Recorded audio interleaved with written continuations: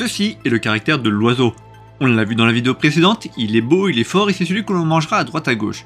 On a fini de voir les caractères avec lui. Déjà.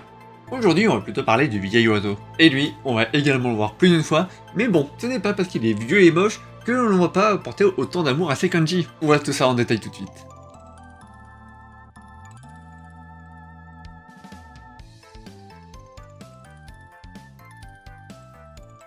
Aujourd'hui, on voit la suite de nos animaux, et cette vidéo et comme la précédente sont vraiment importantes, donc je vous suggère de bien les retenir.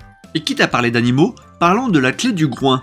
Vous avez maintenant l'habitude, le groin est ici représenté par un pictogramme tourné à 90 degrés, et vous pouvez voir la délimitation des naseaux. Alors initialement, je vous aurais dit de ne pas faire attention à la deuxième forme de la clé, parce qu'on ne la retrouve jamais dans le caractère, mais récemment... en étudiant les nouveaux Joyo Kanji de la liste de 2010, j'ai découvert ce caractère. Donc voilà, il est là. Ah d'ailleurs, dans ces nouveaux kanji, je vais trouver quelques petites surprises dont je vous parlerai ailleurs. Et nous avons également la clé du vieil oiseau. Et pour sa forme, c'est encore à déterminer. Il est assis à côté de son perchoir, car il n'arrive plus à monter dessus, car il est bien trop vieux. Et oui, ce perchoir pourrait être un homme pour certains. Bon alors tout ça c'est bien, mais j'aimerais d'abord faire un petit peu de ménage avec le caractère du balai. En effet, on le retrouvera de temps en temps en tant que clé, et donc j'aimerais bien ici qu'on le voie un pictogramme de balai bien ornementé. Comme on l'a vu pour le pinceau, l'embout du balai est tourné de 90 degrés. Et on a une sorte de belle décoration à plumes. Après, si vous avez un petit problème à retenir les composants de ce caractère, vous pouvez vous dire que c'est un balai qui sert uniquement à brosser les couvertures et les tissus. Un balai très spécifique. Maintenant qu'on a vu le balai, par contre, on peut voir le caractère très utile du retour à la maison. Et visiblement, il raconte deux choses. Que d'une, vous partez pour fendre les ennemis avec votre sabre, et que de deux, une fois que votre mission a été accomplie, qu'elle a été aboutie jusqu'au bout, alors vous pouvez enfin rentrer à la maison, passer le balai. Ce n'est pas parce que vous êtes un soldat que vous pouvez faire l'impasse sur la propreté de votre chambre. Et d'ailleurs, en parlant de passer le balai, le caractère nettoyer. Et pour nettoyer, vous aurez besoin d'avoir les bons outils entre les mains, et la plupart du temps, ce ne sera qu'un simple balai. Et du coup, du balai, le caractère du balai, depuis le début je vous promets des animaux, donc on va voir le vieil oiseau. Bon alors le vieil oiseau c'est vraiment une clé assez importante que l'on reverra régulièrement dans le futur et vous allez voir toujours dans des histoires super sympathiques.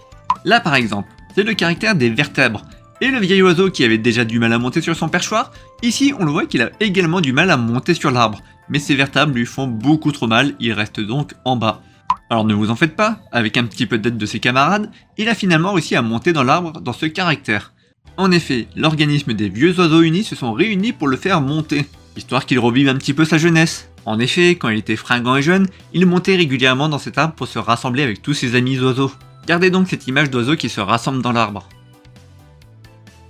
Alors vraiment complètement par hasard, je vois qu'il y a deux oiseaux qui sont en train de se rassembler dans l'arbre de derrière. Les aléas de la vie. Le caractère de la progression, de l'avancement. Et lorsque vous êtes sur la route et que vous voyez le vieil oiseau avancer lentement, vous aimeriez bien qu'il se bouge un petit peu pour que vous puissiez progresser plus facilement sur la route. Mais bon, on va attendre un peu et le laisser passer tranquillement.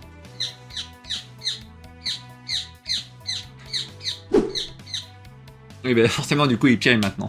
Mais on va les garder au montage parce que c'est une vidéo thématique. Changement de cap, parlons maintenant d'un caractère que vous avez probablement déjà vu, mais que vous vous êtes dit il est beaucoup trop compliqué et je vais l'apprendre plus tard. Je parle donc du caractère du jour de la semaine, que vous pouvez voir dans chaque jour de la semaine évidemment, et d'ailleurs c'est le seul caractère qui vous manquait pour pouvoir les écrire.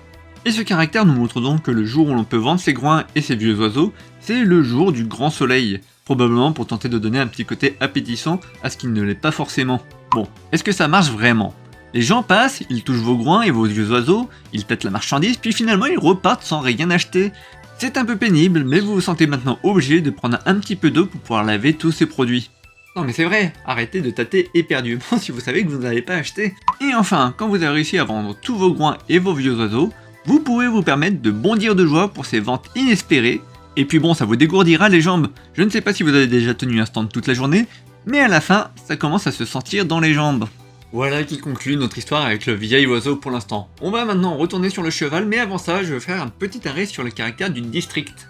Alors le caractère du district ou de l'arrondissement, imaginez-vous à Tokyo en train de chercher un arrondissement précis, quelqu'un vient à votre secours, prend votre carte et la replie, ce qui fait que vous ne voyez plus le bord à droite, et indique dessus à l'aide d'une croix son emplacement.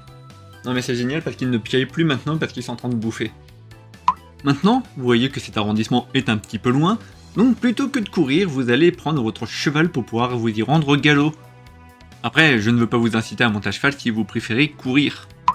Mais pour finir, un caractère dont l'on reparlera dans le futur, mais dans longtemps, pour la forme très particulière qui se trouve à droite, qui n'est ni un kanji, ni une clé, mais qui est pourtant réutilisé dans quelques caractères. Là, en l'occurrence, on parle du caractère de l'examen ou de la vérification. Et pour cela, on va s'imaginer un examinateur passant dans les rangs sur son cheval, il voit de l'eau, les jambes écartées car il est sur son cheval forcément, un homme avec une feuille sortant un petit peu la langue de sa bouche sous l'effet de la concentration. Je vous l'accorde, c'est une image très alambiquée. Sur ce, je vous souhaite bon courage pour vos examens qui approchent, et je vous souhaite bon courage et bon apprentissage.